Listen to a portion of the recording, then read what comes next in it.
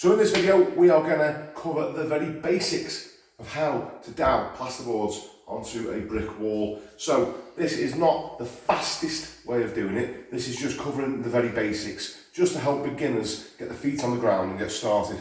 There will be more videos to come, covering things like how to do arches, how to do window reveals, window heads and all that sort of stuff. But this for now is just the basics on a little wall, a couple of boards, how to stick them on.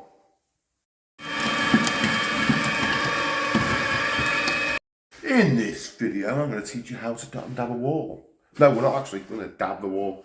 Flipping dot and dab, I don't know why I said that. Dab, dab, dab, dab, dab, dab.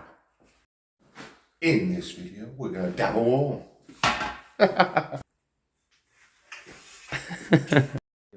Just so you know, I feel like I'm dying today. This probably won't be the most exciting you've ever seen me. Remember Tales from the Crypt, the host from that? That's how I feel today. I'm aching all over. Everything hurts. That's the beauty of being self-employed. You're fantastic sick pay, zero. You get nothing, no sick pay, no holiday pay, no pension. Don't even film me, I'm miserable, man. I'm just moaning on. Don't look at this, it had nothing to do with me. All we're doing is this little conservatory side in here. Okay, we didn't plaster none of that, someone else did it. I'm not knocking the work, it's fine, but I'm just saying I probably would have skimmed to the bottom of the walls over there, and anyway, whatever. It is what it is. We're just doing it in here, that's all we're down for, in this little section in here.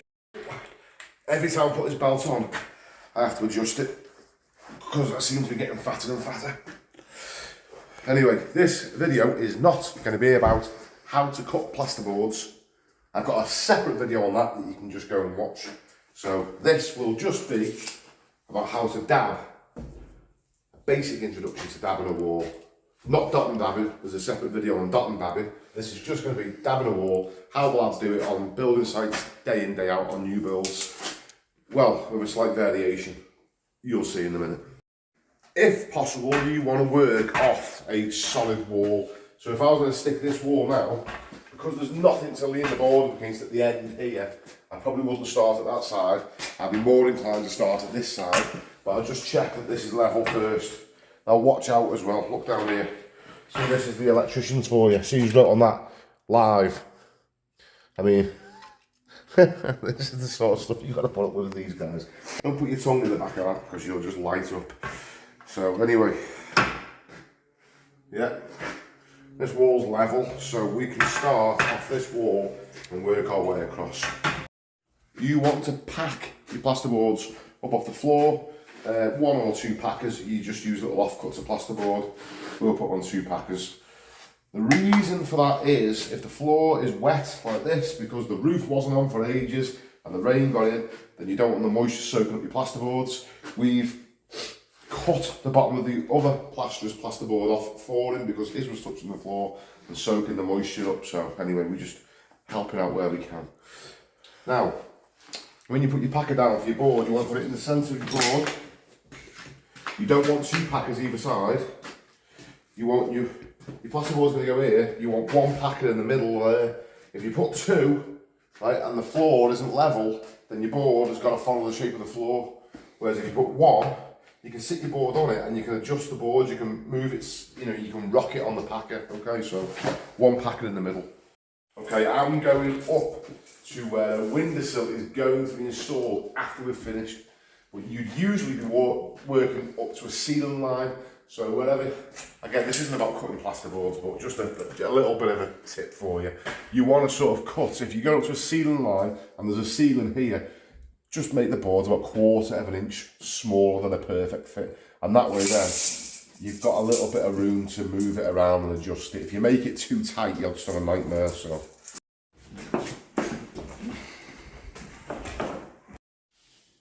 Where possible, put the cut edge to the bottom. Okay, it's just neater. Now, this is going to go on here. Now, there's two ways of doing this.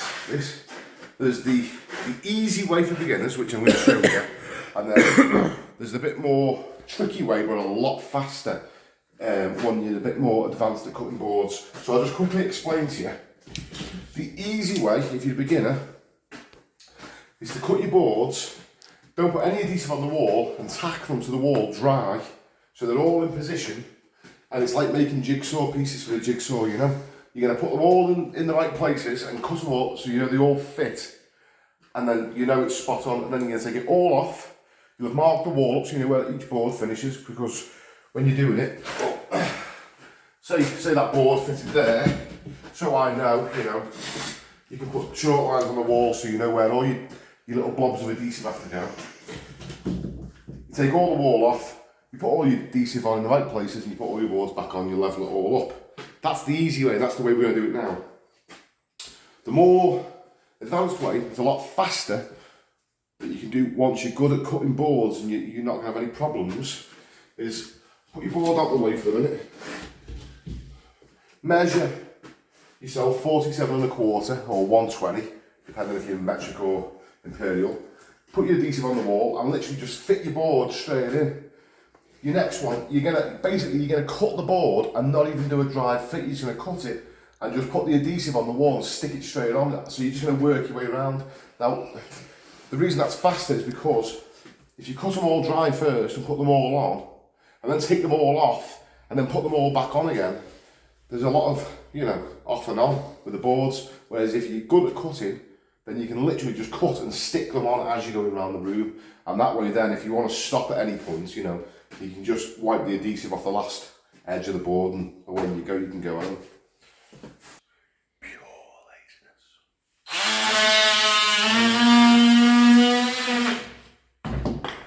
The lads on site will be watching that going, why didn't he just give me a Stanley knife? Because I'm poorly and I'm lazy. Okay, so put them in position for the dry fit. Back underneath your board. She fits on there nice like that. Now, what you want to do as well, just tack them in place with one little tack or two each side of the board. Come round here, Kieran. You can use nail or whatever. It's easier to go into the mortar beds. That's just to hold it still so it doesn't go anywhere. Now also, don't forget to do this whilst you're there. Mark it off. So you know when you're going to put your adhesive on, you know where the edge of the boards are. Okay. Now, see how that's on one packer? If this wall wasn't level, or the floor was out of level, we could easily rock that board from side to side, get it exactly where you want it, level it up, tack it and mark it, and then you know then that when you put it back in, you can put it wherever you want it, you can get it level. So if some lunatic like Kieran comes in and just spills a full bucket of water on the floor, it's not going to just soak through your plasterboards and wreck them.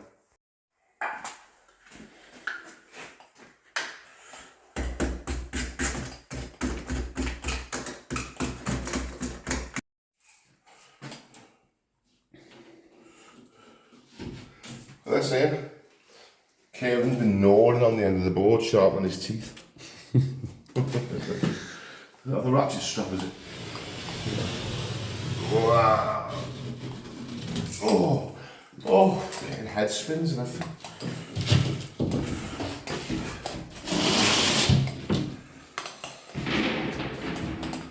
You're out of it, you.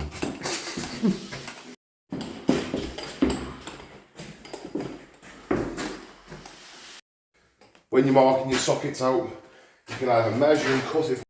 That's what I was saying before we were rudely interrupted by a neighbour. You can either measure and cut the socket out, or just chalk it up. Make sure the bottom fits in tight. Sit it on your packer. Move it over to the top.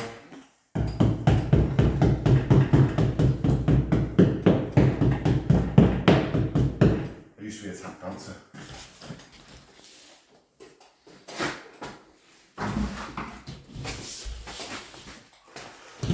There you go. You can vaguely see that, can't you?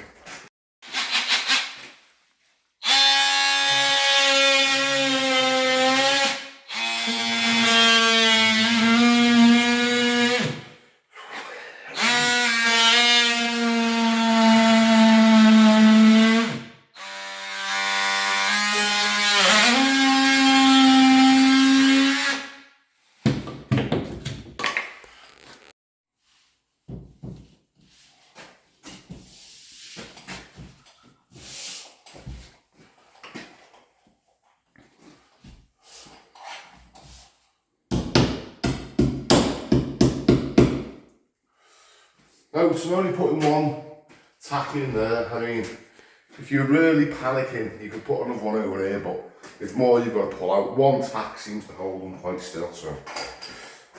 When you cut reveals, remember that the board that's going to go on here is 1/2 inch thick, or 12.5, and you're going to need 1/2 inch of adhesive as well. So if you're going to overshoot, you want to go past 1 inch, or if you want your reveals to come out, you want to come out 1 inch, or thereabouts. If the walls are massively out of level, then you've got to do a bit more calculations, but otherwise, if the walls are straight, new walls, about 1 inch. Same as here, look, I've come past here about 1 inch, and then that way then, the next board, I'll just be pushing it back in behind that. Just stop a minute.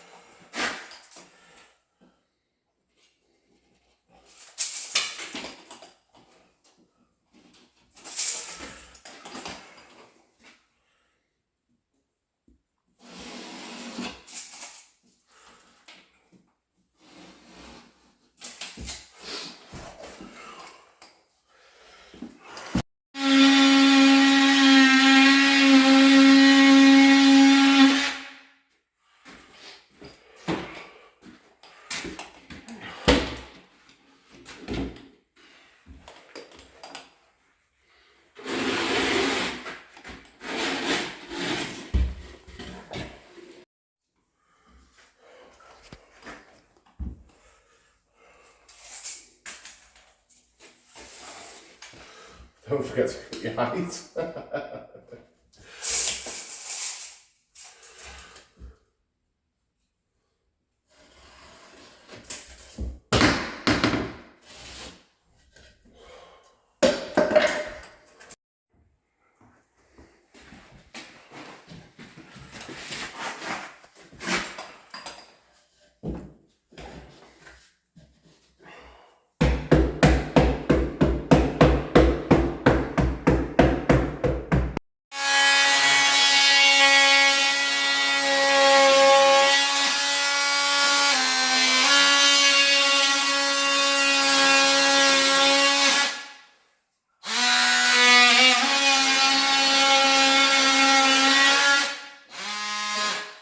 Remember, cut just outside the line. The line is not where you cut because that's where the metal is. You want to be just outside it, just a touch.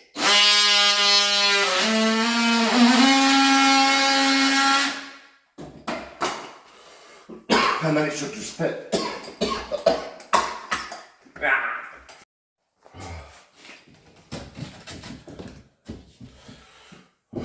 Right.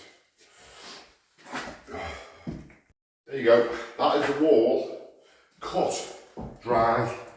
It's ready to be took off and stuck back on with the adhesive. So this is how you want your stuff. Thicker than finish, but not too thick it breaks your arm trying to get it out of the bucket, you know. You want it where it's going to stand off. You want a bit of body to the stuff.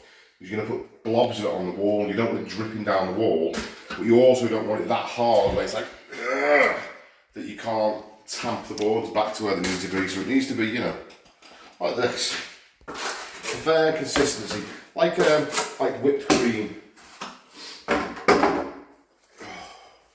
Now, little tip for you that loads of people overlook is very simple. The last board on needs to be the first board off. If I'm going to start putting the boards on, this one, I don't take that one off first because it'll be at the back of the pile. So take them off in the order that you want to go back on.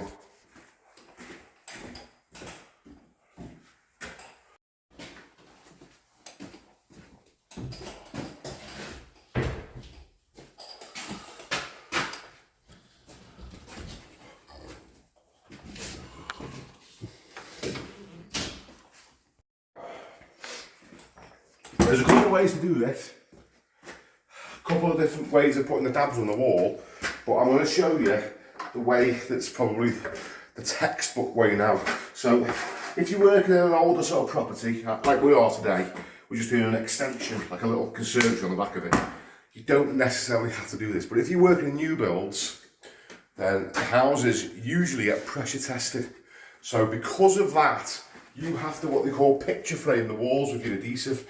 And what you're technically doing is creating a bubble inside the wall, a bubble of air. So they'll come in and they'll pressure test the house. They'll put a big like tent over the front door, one over the back door, and they'll pump air in and see how much air is escaping out the house. So to stop air escaping, look, I'll just show you, right? Usually, you just come along and you put your blobs on the wall. You can do them that way. You can tap them on like that. There's all different ways of doing it, you know, different fellas do different things. But what you've got to do nowadays is, especially in new builds, is put one continuous picture frame right round the wall. So it's like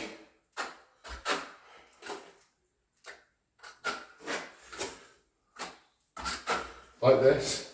When it comes to the bottom corners and the top corners, you need to stop the air.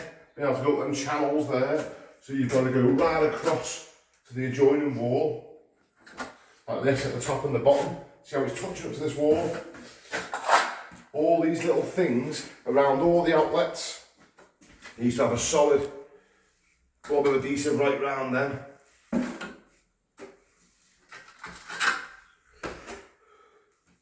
And all that is for, once you've put a solid band right round the wall and the wall's skimmed, technically in the middle will be a bubble.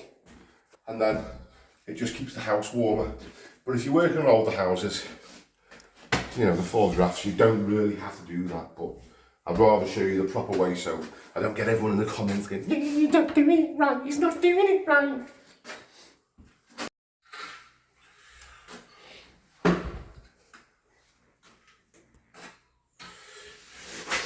Now, even if you didn't picture frame the wall because you're working on an older house, it's still advisable to put a solid band of adhesive right across the bottom of the wall, because it gives the joiner something to nail the skirting board to rather than just fixing it to plasterboard. Now the only thing you've got to take into account is the damp proof course is here in this. This is just a bit damp because it's been raining before this roof went on, but it'll dry out. Now if you've got a damp proof course, maybe a course up, make sure your adhesive doesn't go below the damp proof course. You stay above the damp proof course, okay?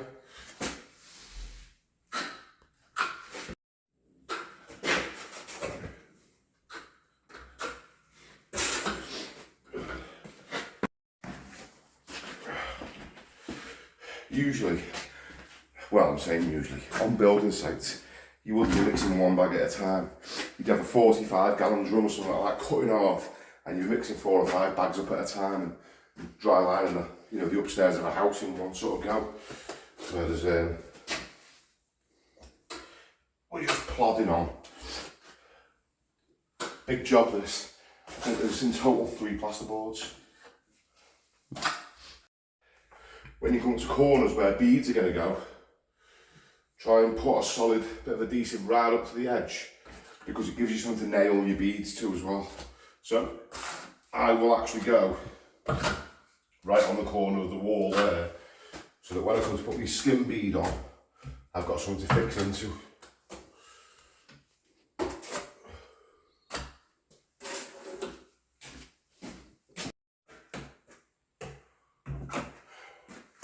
Now your dabs, this wall's level, so all my dabs can be roughly the same size. If the wall was out of level, then you'd have to do something different. Where it needed building up, you'd have to put them on thicker. You want your dabs to stick out about 1 inch on a level wall, and when you put your plasterboard in, you tap it back to about ½ an inch and it spreads out a little bit. But that's pretty much the thickness you want out. You don't want to be, here's the thing, it doesn't matter how much surface you cover. There's no good putting a dab on like that, because yeah, it covers a lot of area, but it's not proud enough to do anything. It's not catching the board. You're better off put it like that and it's stuck out, you know.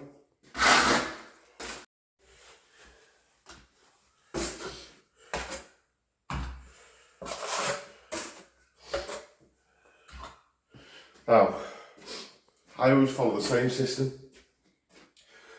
I put the picture frame in first, right round the perimeter. I go around all the outlets, and then I do the joints on the board, where they are, and then I do the middles.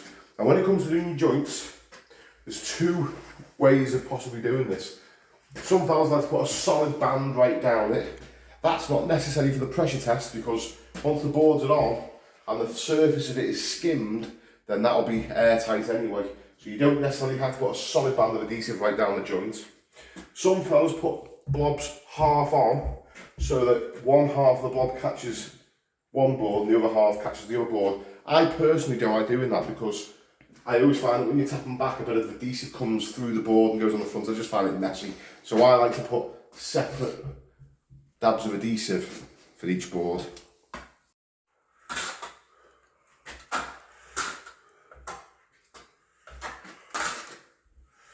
Now, some people prefer massive dabs. I think of it like this. This is my thought on it. If this was a timber stud wall, then I want to put a dab everywhere there's going to be a screw, and a screw only holds, you know, it's only tiny the head of a screw, isn't it? So I think to myself, that's how many screws I've put in it, so that's where I'm going to put my dabs. Now, as well, let's get these ones done as well, whilst I'm just telling you.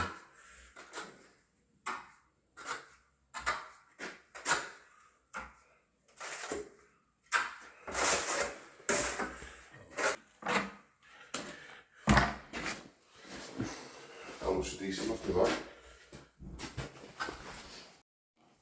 Right, I could go a lot faster, and there's little techniques of doing this faster, but I'm sort of trying to show you the way where you can't get it wrong. So, as I said, this way, we've done a dry fit first, haul the boards back on and put them all back on again. The faster way of doing it is to literally just stick one board, cut the next one, and stick it straight on. Don't dry fit it, just literally put the adhesive on and stick it straight on. But you're cutting, you've got to know what you're doing when you're cutting, because if you get it wrong and there's adhesive all over the back of the board, then it's knackered.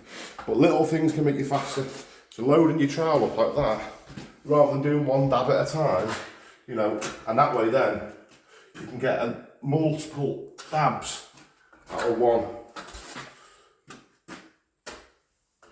Go with your trowel. Now, I've just imagined that's a board, so I'm thinking to myself, there'd be a stud there, and there'd be a stud there, and that's where the screws would go.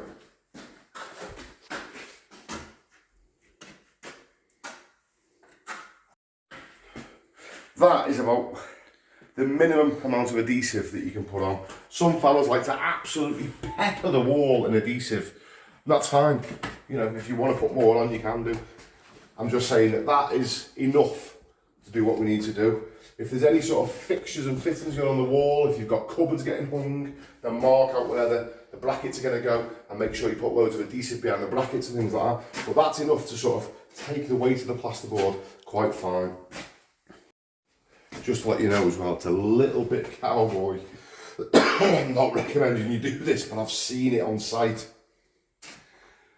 The wall's picture framed, and now I've done 4 separate rows of adhesive. I have seen fellas put spots half and half to catch both sides of the board, and they put, bang, 3 big blobs in the middle, and that's it. I mean, I would personally say you need a bit more than that. Did I say I don't feel very well? Right, well, your first board that's going on.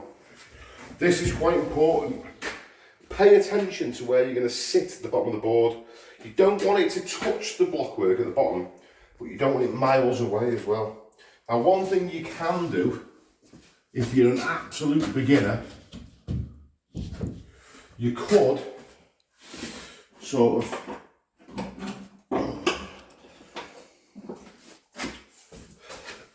measure out about 1.25 inches on your packet and put a little line. You could do this if you're just beginning. And you want the front of your board to just have that pencil mark showing just about, that's about where it needs to sit. Okay? Now look at me. I ain't seen anybody ever do that on the site, so I'm not recommending, because I always get fellas going, no, it takes too long, you wouldn't make any money on that. Look, I know how to dab. I'm just trying to teach the novices, you know.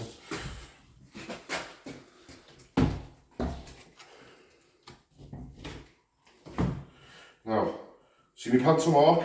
I'm pushing it with my knee. I'm pushing the board with my knee so I can just see the pencil mark, and I've let go. Now look, come round here. See how this board's got a massive gap here? That's the beauty of having it on one packer. I can just rock it into position. That's it, done. Now, don't push hard, just push enough so the board touches the adhesive and is grabbed by it. Okay, you don't want to be... Oh, you don't want to go and banging it back too far. Now, the first thing I'm going to do, again, there's a couple of ways of doing this. Some fellas will go along and they put every single board back on the wall again. It's not the way I do it. I prefer to put one board on first, and this is where I start the level. This is how I start leveling it. I go straight to the packer, I put my board on the packer, and I just kick it in and check it for level. Come round in. See this now? I know the top needs to go in a little bit. Yeah. Again, there's so many things, isn't there? Some fellas don't like to tap it with a spirit level because they say it throws the bubble out, it ruins the level. I personally don't think it does. If you've got a decent level, I've had this for about 6 years, and the way you can check your level, put it on the wall, get it absolutely perfect, draw a straight line, spin it round, and if the line's perfect, you know your level's true. Does that make sense? Anyway, get like that like that. Tap it back till it's spot on, like that. So I know now that is perfectly level. So all I have to do now is just work off the corner.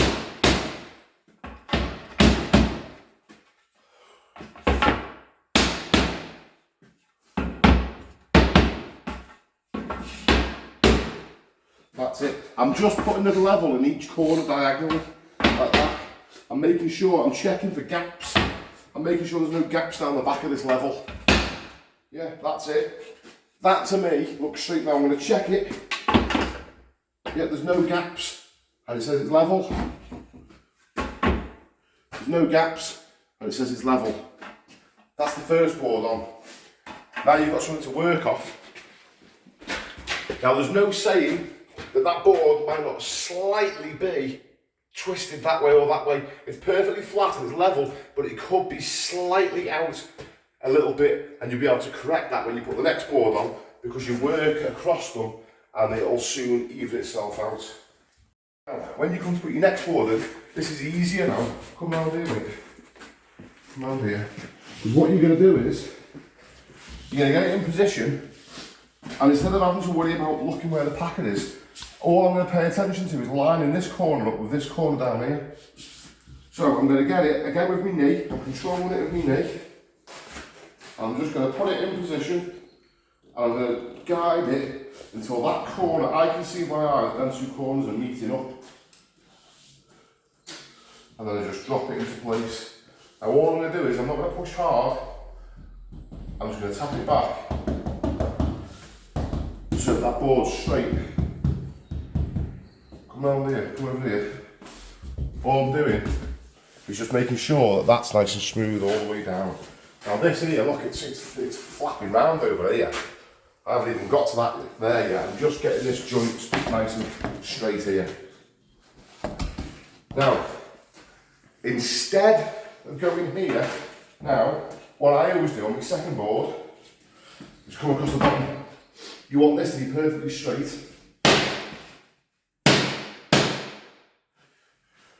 I know this board's level, so I'm not going to start whacking this side.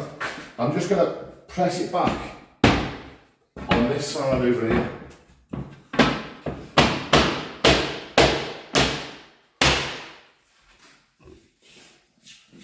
Then I can come over this edge and check it.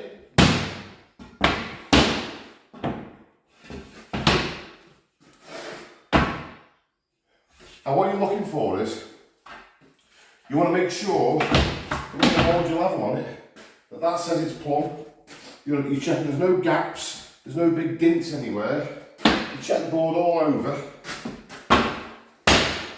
making sure there's no gaps anywhere, and then I check it diagonal, like that, check the corners, check that top corner, that top corner, And then make sure as well it's level with this board.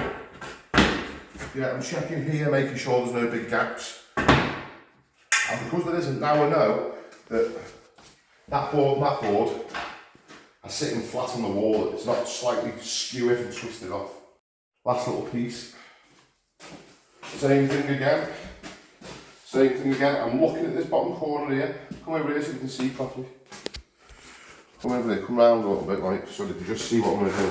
I'm putting this bottom corner in. I'm just going to press it in. See how it's just lined up at the bottom there? That's the only point I'm focusing on, that corner there. And then once that's in, I just press the top in.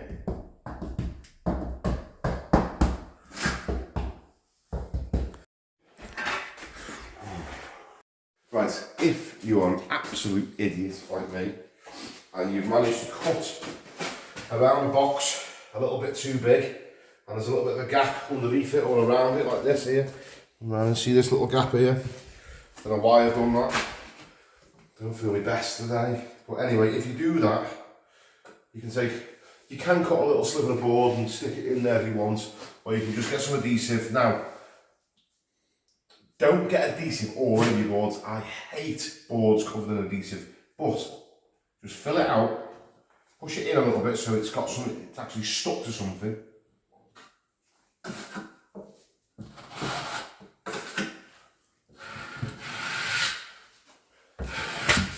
Now, don't just leave it like that. If you've done that, make sure you get a little bit of finer tape.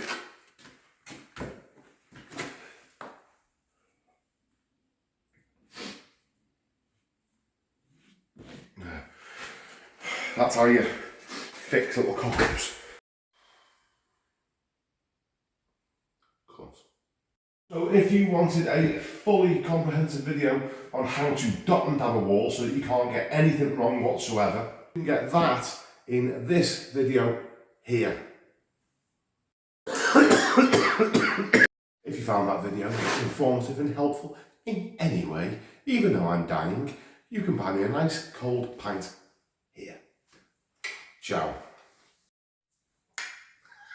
Adios. I'm going.